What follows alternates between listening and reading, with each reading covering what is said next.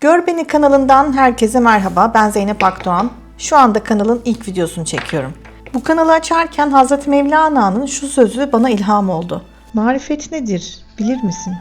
Taşlara bakan gözlerin çiçekleri görmesidir. Marifet taşın ardındaki çiçeği görmektir.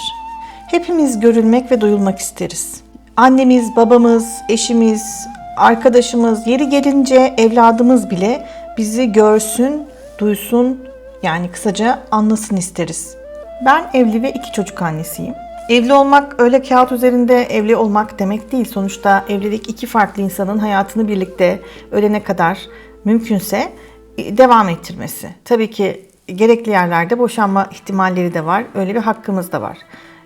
Ben de geçen senelerde boşanmanın ucundan döndüm diyebilirim. İşte bu süreç içerisinde kendimi geliştirirken, eşimi anlamaya çalışırken Hazreti Mevlana'nın öğretileriyle çok haşır neşir oldum. Mevlana terapileri aldım. Yani Mesnevi'yi terapi bakış açısıyla ele almaya çalıştım. O yüzden özel bir eğitim aldım Senay Demirci hocamızdan. Ve Mesnevi'deki o hikayelerle kendimi biraz daha anlamlandırabildikten sonra, başıma gelenlerin daha katlanılabilir taraflarını gördükten sonra her insan gibi benim de eşimle yaşadığım sorunlar, kendimle yaşadığım sorunlar, çocukken 9 yaşında babamı kaybederek hayata zaten ağır bir travmayla başladım. 9 yaşta gayet küçük bir yaş. Ve o ilk 9 sene benim için çok zor geçti. Çok zor insanlarla birlikte büyüdüm. O nedenle insanları anlamaya çalışan biriyim. Çünkü en çok kendimi anlamaya çalışırım. Empati kurmaya çalışırım ve yani sevmediğim insan çok nadirdi eskiden.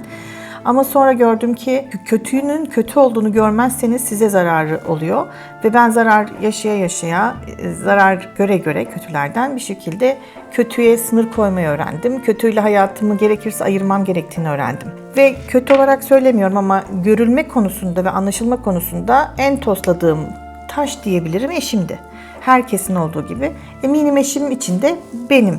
Çünkü o da beni anlamakta çok zorlandı. Çünkü herkes farklı ailelerden evlenerek bir yuvaya farklı kültürleri, farklı travmaları, farklı adet, gelenek, görenekleri getiriyoruz ve birbirimizi anlamamız çok zor bir şey.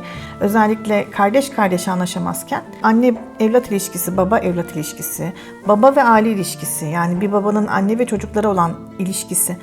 Bunlar gerçekten çok zor konular ve ben de çok fazla tecrübe ettiğim şeyler var son senelerde. Yaşadıklarımı aktarmak istiyorum bu kanalda. Benim yaşamadıklarımı yaşayan ablalarımla, abilerimle, uzmanlarla da röportajlar yaparak bu kanalda görülmek, duyulmak konusunda yaşadığımız sorunları ele almak istiyorum.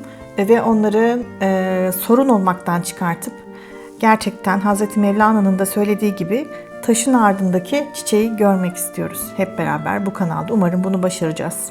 Peki neden bunu yapıyoruz? Evet, ilk anlaşamadığınızda, ilk kavga ettiğinizde ya da yıllar geçip 10-15 sene sonra benim gibi artık bu olmayacak, boşanmak gerekiyor dediğiniz bir zamanda çocuklarınız da varsa, eşinize karşı biraz sevginiz de varsa, bir şeyleri düzeltebilir miyim ihtimali varsa, gerçekten bir aldatma, şiddet olayı yoksa, taşın ardında bir çiçek varsa diyebilirim. Ne yapabiliriz de o taşın ardındaki çiçeği görebiliriz?